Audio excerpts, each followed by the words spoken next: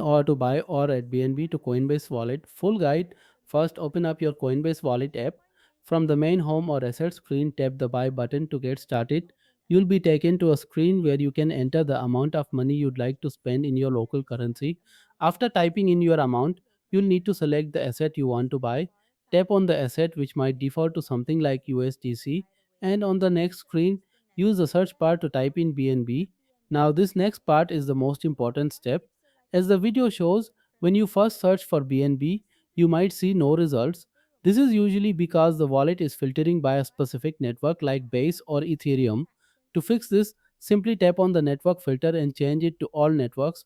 Once you've done that, your search will work and you'll be able to select Binance Coin BNB from the list.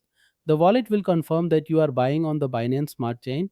From there, you just need to proceed with the payment by tapping Continue to Payment and using one of the available third party providers to complete your purchase.